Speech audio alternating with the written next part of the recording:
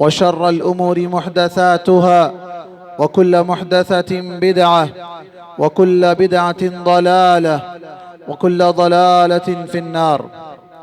قال الله تبارك وتعالى في كلامه المجيد والفرقان الحميد: فأعوذ بالله السميع العليم من الشيطان الرجيم. يا أيها الذين آمنوا اتقوا الله حق تقاته ولا تموتن إلا وأنتم مسلمون.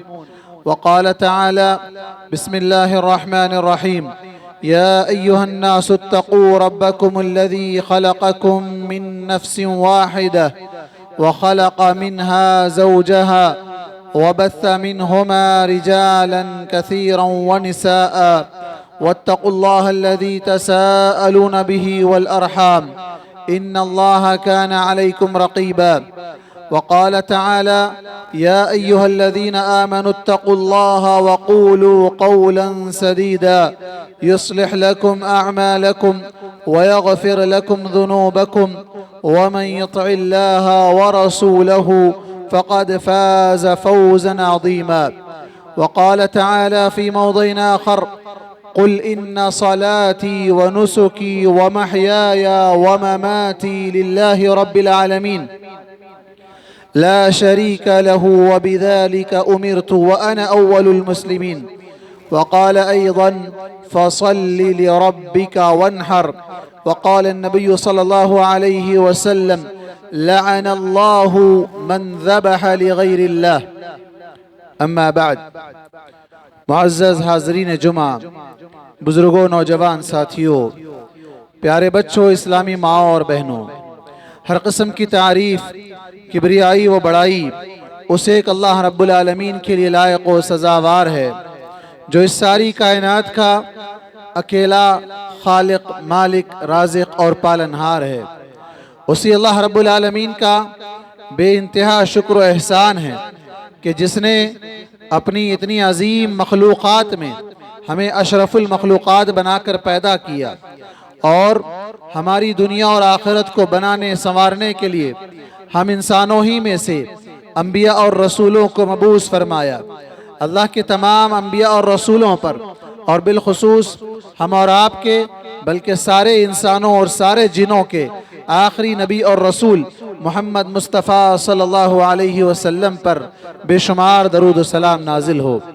حاضرین جمعہ، آج کا موضوع خطابت ہے قربانی اور عقیدہ توحید۔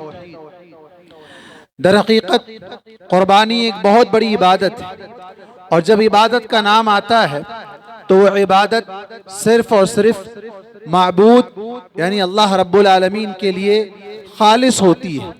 اس عبادت میں اگر کسی کو شریک کر دیا جائے تو پھر وہ عبادت نہیں کہلاتی ہے، بلکہ اسے شرک کہا جاتا ہے۔ عبادت میں شرک اللہ تبارک و تعالیٰ کبھی معاف نہیں کرنے والا ہے۔ اسی لیے اللہ تبارک و تعالیٰ نے اس قربانی کو عبادت کی ایک عظیم قسم نماز کے ساتھ جوڑتے ہوئے ذکر کیا۔ دونوں مقامات پر اللہ تبارک و تعالیٰ نے قرآن مجید میں نماز اور قربانی کا ذکر ساتھ ساتھ میں کیا ہے، جیسے کہ ہم نے خطبہ مسنونہ میں دونوں آیتیں تلاوت کی، جس میں اللہ تبارک و تعالیٰ کا ارشاد ہے: قل ان صلاتي ونسكي ومحياي ومماتي لله رب العالمين لا شريك له۔ اللہ تبارک و تعالیٰ نے فرمایا: اے نبی کریم صلی اللہ علیہ وسلم، آپ کہہ دیجئے یقیناً میری نماز ونسکی اور میری قربانی، ومحیائی اور میری ساری زندگی، ومماتی اور میرا مرنا، میرا جینا اور میرا مرنا للہ رب العالمین، اس ایک اللہ رب العالمین کے لیے ہے جو سارے جہانوں کا رب ہے، لا شریک لہ، اس میں اس کا کوئی پارٹنر نہیں ہے۔ وہ جس طرح تمام جہانوں کا اکیلا رب ہے، اسی طرح عبادت بھی اسی ایک کی ہونی چاہیے۔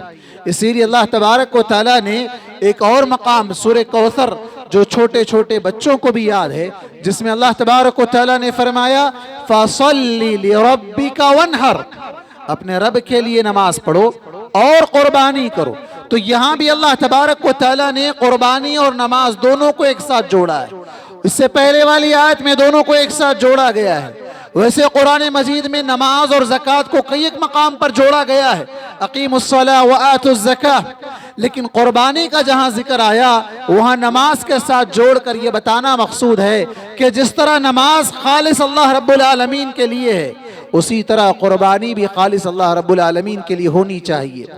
اور یہی پیغام تو ابراہیم علیہ السلام کی ساری زندگی میں ہمیں ملتا ہے۔ ابراہیم علیہ السلام جن کے ذریعے سے اللہ تبارک و تعالیٰ نے اس قربانی کو قیامت تک کے لیے جاری کر دیا۔ اللہ تبارک و تعالیٰ نے فرمایا وَتَرَكْنَا عَلَيْهِ فِي الْآخِرِينَ، ہم بعد میں آنے والوں کے لیے اس سنت کو ہمیشہ کے لیے جاری کر دیا۔ حالانکہ یہ بہت بڑی قربانی تھی۔ ویسے اگر ہم ابراہیم علیہ السلام کی زندگی پر ایک سرسری نظر ڈالتے چلیں تو ابراہیم علیہ السلام کی زندگی قربانیوں سے بھری پڑی ہے۔ قربانی کا نام صرف جانور قربان کرنا نہیں ہے جیسے کہ ہم نے آج سمجھ رکھا ہے۔ قربانی اگر جاننا چاہتے ہیں تو ابراہیم علیہ السلام کی زندگی کا مطالعہ کیجئے۔ ابراہیم علیہ السلام جنہیں تمام ادیان میں مانا جاتا ہے، جنہیں تمام نبیوں کا باپ قرار دیا جاتا ہے، ابو الانبیاء جنہیں مانا جاتا ہے، آدم علیہ السلام تو ہے ہی، لیکن ان کے بعد یہ بھی اولو العزم پیغمبروں میں سے ہیں جنہیں اللہ تبارک و تعالیٰ نے ایک اونچا مقام دیا، بلکہ اپنی جگہ وہ ایک واحد اکیلے امت اللہ تبارک و تعالیٰ نے ان کو ایک امت قرار دیا۔ اللہ تبارک و تعالیٰ نے ابراہیم علیہ السلام کی زندگی کو قیامت تک آنے والے تمام لوگوں کے لیے کہا اسوہ، لقد کان لکم فی ابراہیم اسوۃ حسنہ، اس طرح کے الفاظ کہ تمہارے لیے ابراہیم علیہ السلام کی زندگی میں ایک نمونہ ہے، ایک بہترین آئیڈیل ہے ابراہیم علیہ السلام کی زندگی۔ ابراہیم علیہ السلام کی زندگی کیا ہے؟ بچپن کا اگر ہم بچپن سے شروعات کریں تو جب ہوش سنبھالتے ہیں، جب شعور کی زندگی میں قدم رکھتے ہیں تو دیکھتے ہیں کہ لوگ اپنے ہاتھوں سے بنائے ہوئے بتوں کی پوجا کر رہے ہیں۔ کچھ لوگ ہیں جو ستاروں کو اپنا رب مان رہے ہیں، کچھ لوگ ہیں جو چاند کو اپنا رب مانتے ہیں، اور کچھ ہیں جو سورج کی پوجا کر رہے ہیں۔ ابراہیم علیہ السلام نے آغاز کیا سب سے پہلے ان لوگوں سے جو کائنات کے آفاق سماوی کے اندر ستارے، چاند اور سورج کی پوجا کر رہے ہیں۔ فلما جن علیہ اللیل رأى کوکبا، جب دیکھا کہ رات چھا گئی اور ستارے ٹمٹما رہے ہیں اور ان کی روشنی پورے آسمان کو مزین کر رہی ہے، تو اس وقت کہا ھذا ربی، یہ میرا رب ہو سکتا ہے۔ لیکن جب وہ ڈوب گئے ستارے، صبح کی روشنی نے ان کی روشنی کو مدھم کر دیا، کہا نہیں یہ میرا رب نہیں ہو سکتا ہے۔ پھر دوسری رات آئی، دیکھا کہ سورج چاند ان کے مقابلے میں اور زیادہ روشنی دینے والا ہے، کہا ھذا ربی، یہ میرا رب ہے۔ لوگوں نے سمجھا ابراہیم نے اس کو رب بنا لیا۔ جب وہ صبح ہوئی وہ چاند بھی ڈوب گیا، چاند کی روشنی مدھم پڑ گئی، کہا نہیں یہ میرا رب نہیں ہو سکتا ہے۔ پھر اس کے بعد دن میں سورج نکلا، سورج کی روشنی تو بہت زیادہ تیز اور سورج بہت بڑا نظر آتا ہے،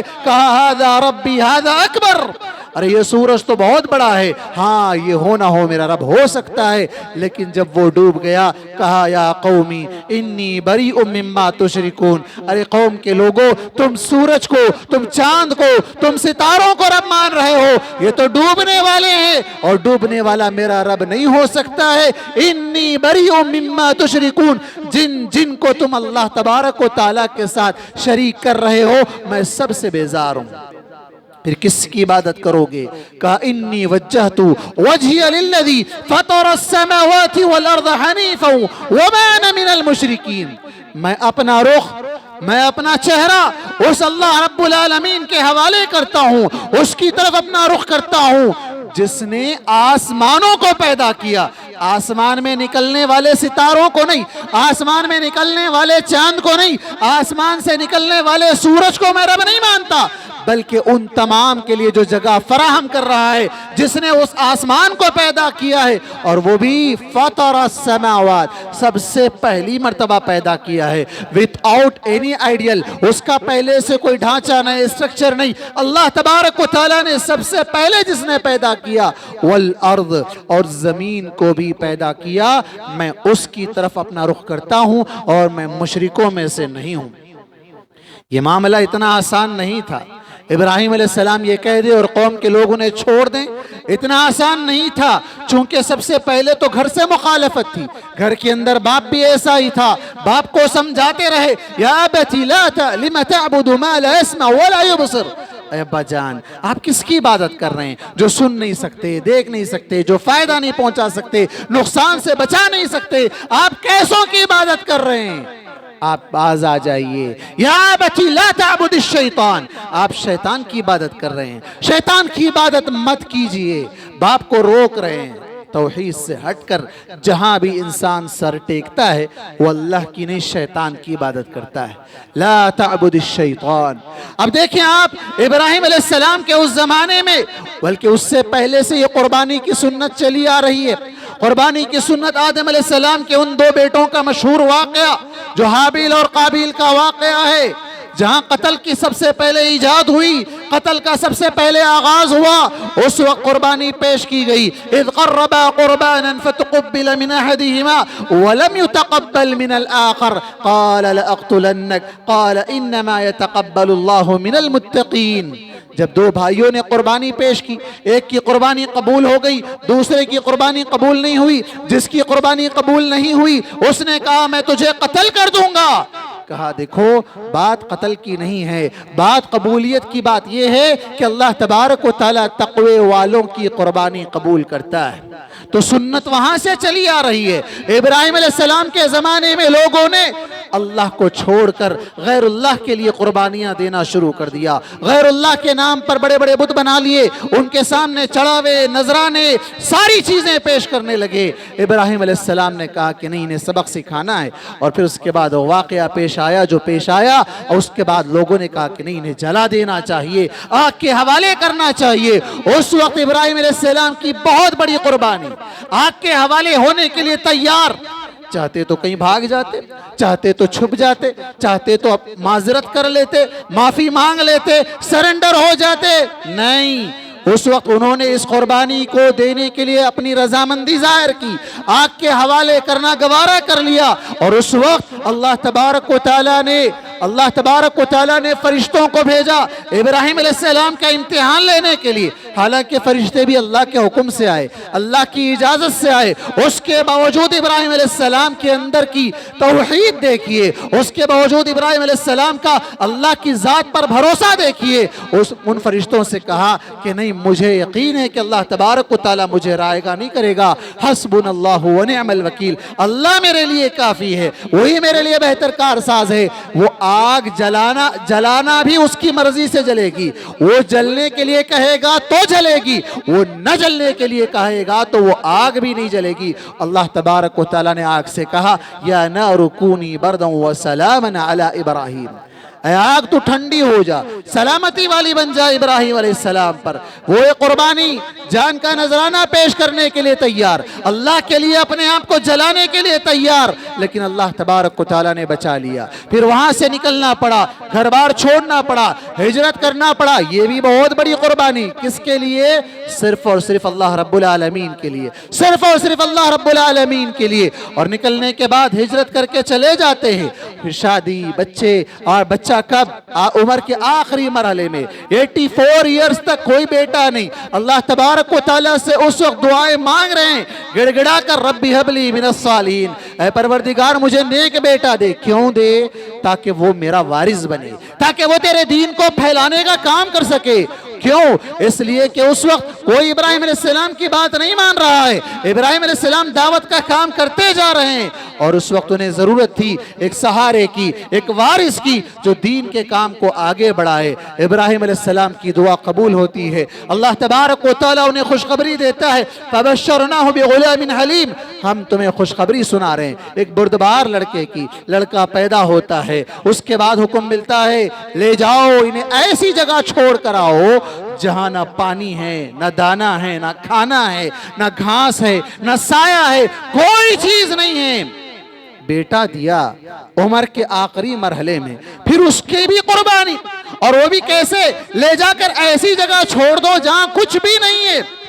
لیکن اللہ اکبر، وہ بیوی بھی بڑی فرما بردار، بیوی کو بھی پتہ ہے، اور بیٹا تو خیر چھوٹا ہے، لیکن بیوی نے پوچھا آپ یہاں کیوں چھوڑ کر جا رہے ہیں؟ کیا اللہ نے آپ کو اس کا حکم دیا ہے؟ کہا ہاں اللہ نے حکم دیا ہے۔ بیوی کے زبان کے الفاظ دیکھیے، اذن لا یضیعنا، اللہ نے اگر حکم دیا ہے تو پھر چاہیے آپ چلے جائیے، اللہ ہمیں رائے گا نہیں کرے گا، اللہ ہمیں نقصان نہیں پہنچائے گا، اللہ کی خاطر قربان۔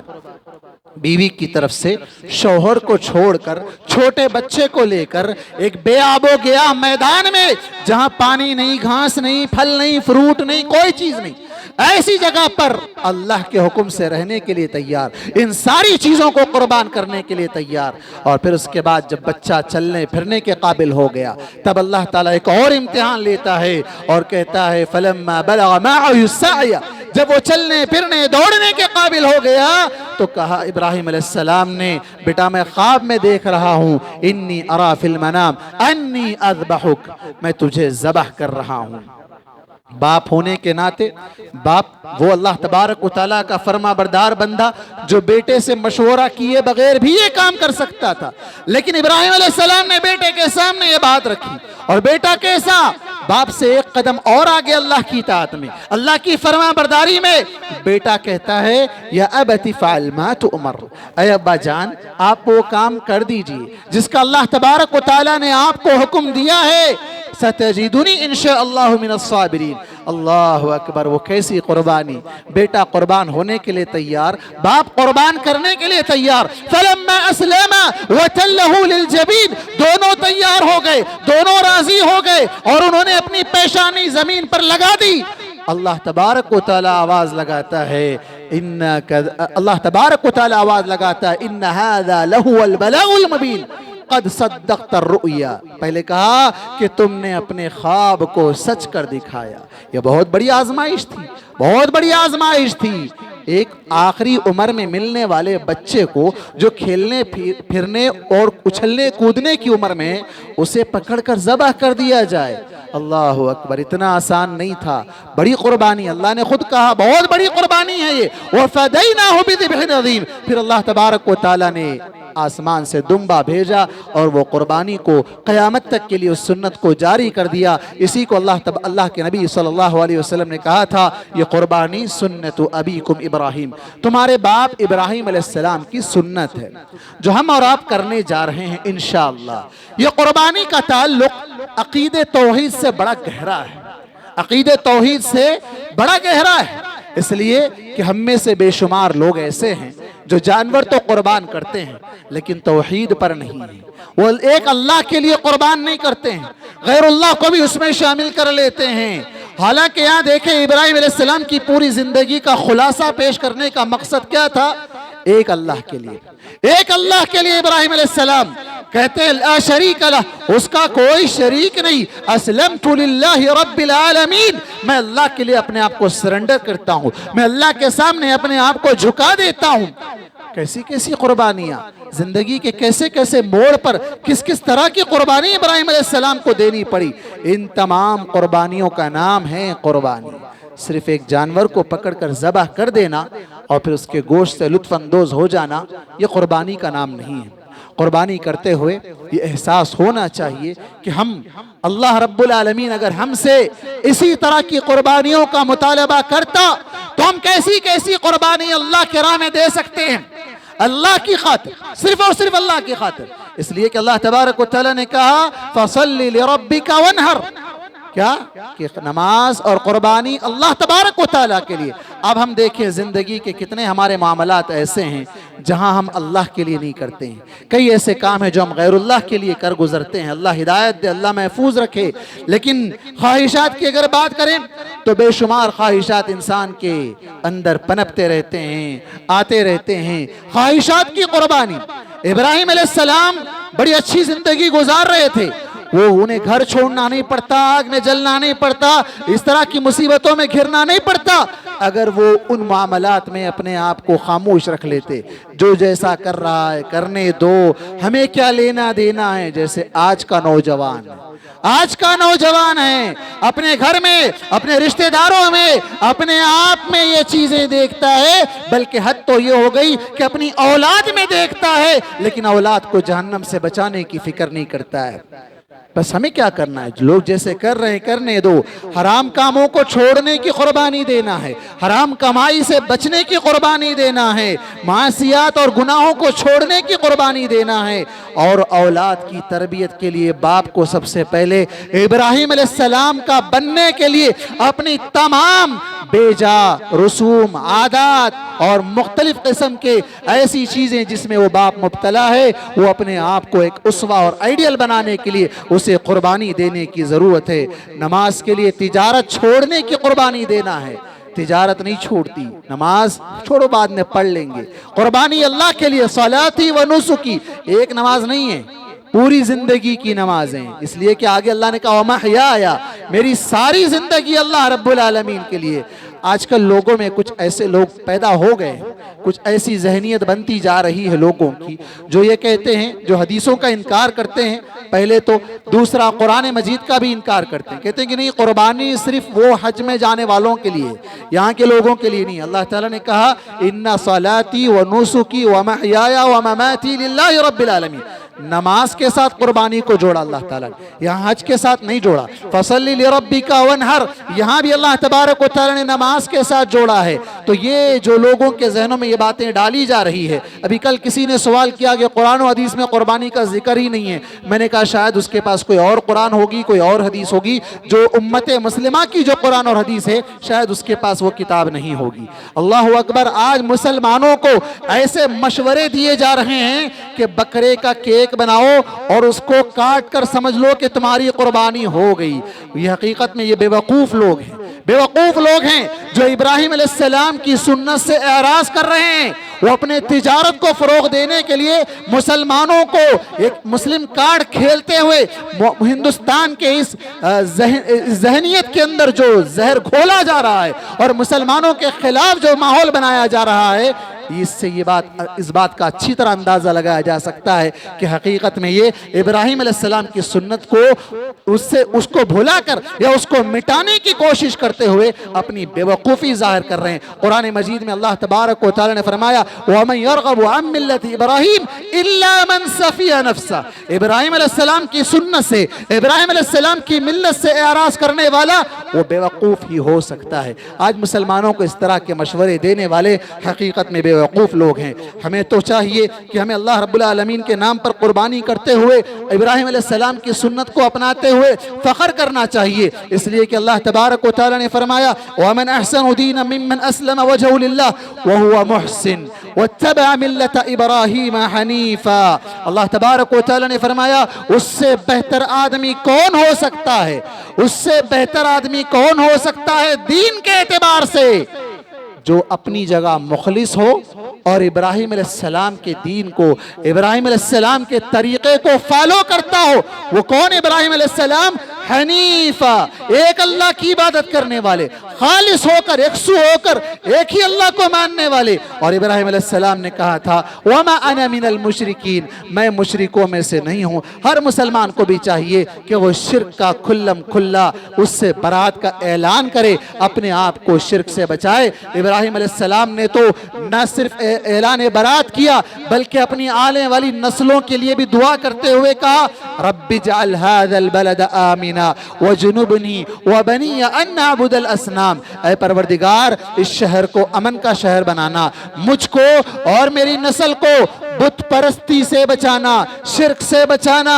یقیناً یہ بہت ضروری ہے. کل جب ہم قربانی کرنے جائیں گے تو ہمیں یہ احساس ہونا چاہیے کہ یہ جانور ہم اللہ کے لیے قربان کر رہے ہیں. اور اللہ تبارک و تعالیٰ کو یوم النحر یعنی عید الاضحیٰ کے دن سب سے پسندیدہ عمل اگر کوئی ہے تو وہ قربانی ہے. اللہ تبارک و تعالیٰ اس کو پسند کرتا ہے, اللہ کے پاس وہ محبوب ترین عمل ہے. لیکن اس سے پہلے چند چیزوں پر غور کر لیں. وہ یہ ہے کہ کیا آپ کی آمدنی حلال ہے یا حرام طریقے سے آپ نے کمایا ہے. ایسے بہت سے لوگ معاشرے میں پائے جاتے ہیں جو ایک سے زائد قربانیاں کرتے ہیں, اتنے بکرے کاٹے, اتنے یہ کرے, اتنے وہ کرے, لیکن حقیقت میں ان کی کمائی حرام کی بھی ہوتی ہے. تو ہمیں چاہیے کہ حرام سے بچیں. جیسا کہ آدم علیہ السلام کے بیٹے نے اس وقت کہا تھا کہ انما یتقبل اللہ من المتقین, اللہ تقوی والوں کی قربانی قبول کرتا ہے.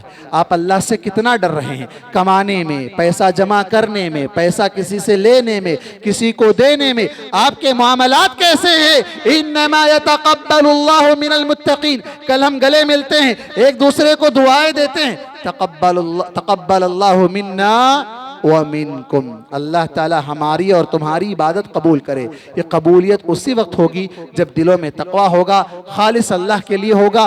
ریاکاری بتانے کے لیے فوٹوز، ویڈیوز، اسٹیٹس بنا کر رکھنے کے لیے اگر قربانی دی جا رہی ہے تو پھر یہ قربانی قبول نہیں ہوگی. اللہ تبارک و تعالیٰ سے دعا ہے کہ اللہ تبارک و تعالیٰ ہم تمام مسلمانوں کو خالص اللہ کی عبادت کرنے والا بنائے، خالص اللہ رب العالمین کے بتائے ہوئے شریعت پر چلنے والا بنائے. ابراہیم علیہ السلام کی سنت اور نبی کریم صلی اللہ علیہ وسلم کی سنت کو اپناتے ہوئے حلال کمائی سے اللہ کی راہ میں جانور قربان کرنے کی توفیق عطا فرمائے، اور ہماری تمام قربانیوں کو اللہ تعالیٰ شرف قبولیت سے نوازے. اور اسی طرح وہ لوگ جو پچھلے کئی سالوں سے اپنی جانوں کی، اپنے گھروں کی، اپنے مال کی، ہر چیز کی قربانی دیتے آ رہے ہیں، فلسطین کے مسلمانوں کی اللہ تعالیٰ مدد فرمائے. اللہ تبارک و تعالیٰ انہیں خوشیاں نصیب فرمائے، ان کے غم، ان کی پریشانیاں، ان کی تکلیفیں، ان کی بیماریاں اللہ تبارک و تعالیٰ دور فرمائے. اللہ تعالیٰ ان کے فوت شدہ لوگوں کو شہادت کا مقام عطا فرمائے.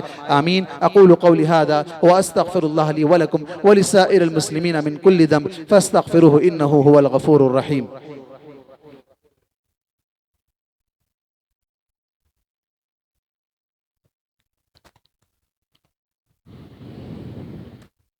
إن الحمد لله نحمده ونستعينه ونستغفره ونعوذ بالله من شرور أنفسنا ومن سيئات أعمالنا.